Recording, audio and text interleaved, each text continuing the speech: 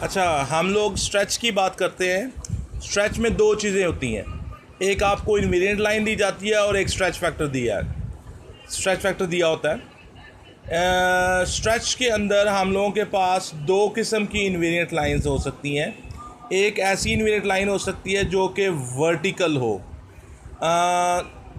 Stretch में आप हमेशा क्या करते हैं, अगर लेट्स से कि तुम्हारा जो स्ट्रेच फैक्टर है वो +2 है, अगर स्ट्रेच फैक्टर +2 है तो आप हमेशा इनवेरिएंट लाइन से परपेंडिकुलर मूव करते हो।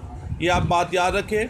अगर आपका पॉइंट लेट्स से ए है और इसका आप देखोगे कि स्ट्रेच लाइन से कितना फासला है, जितना फासला है, चूँकि स्ट्रेच फैक्टर 2 है, इस फासले को डबल कर देंगे तो ये आपके पास ए प्राइम आ जाएगा।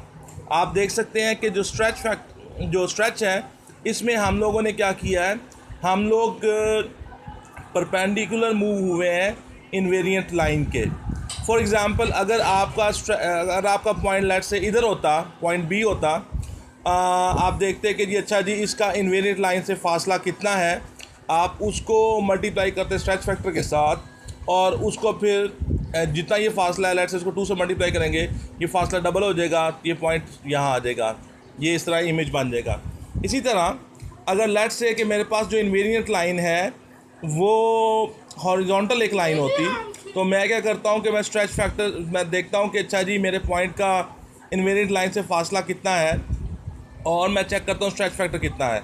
लेट से कि जो स्ट्रेच फैक्टर है वो +3 है, मैं इस फासले को 3 टाइम्स कर दूंगा तो ये यहाँ आ जाएगा, ए प्राइम आ गया जी।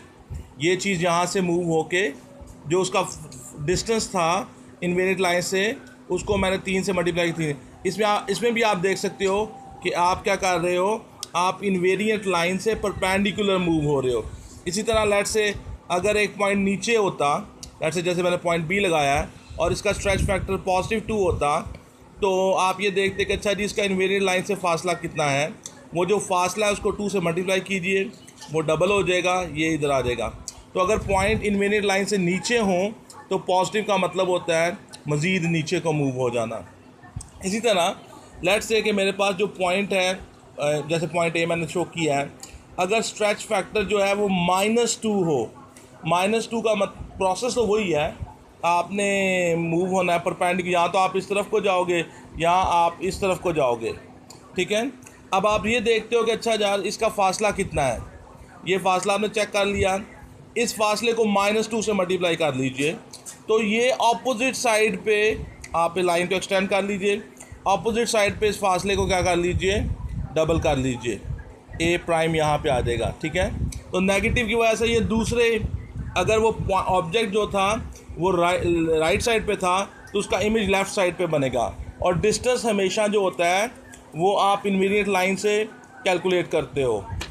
इसी तरह लेट्स से कि मेरी जो इनवेरिएंट लाइन है वो एक हॉरिजॉन्टल लाइन है, अगर आपका पॉइंट उससे ऊपर है और स्ट्रेच फैक्टर लेट्स से कि -3 है, इसी लाइन को दूसरी तरफ एक्सटेंड कर लीजिए, जो फासला आपका यहाँ है उसको 3 टाइम्स कर लीजिए, लेट्स से कि वो यहाँ पे आ जाता है। तो क्यों ये दूसरी तरफ क्यों गया है, क्योंकि स्ट्रेच फैक्टर नेगेटिव था।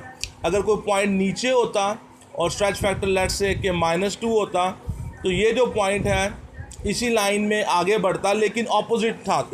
ये पॉइंट ऑब्जेक्ट का पॉइंट नीचे था तो इसका इमेज लाइन से ऊपर बनेगा।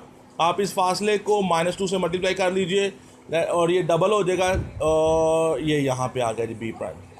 इस तरह आप समझ सकते हो कि अगर स्ट्रेच फैक्टर पॉजिटिव है तो इमेज और ऑब्जेक्ट एक ही साइड पे होते हैं, अगर स्ट्रेच फैक्टर नेगेटिव है तो जो इमेज बनता है वो लाइन के ऑपोजिट साइड पे बनता है और आप स्ट्रेच में हमेशा perpendicular to the invariant line move होते हो।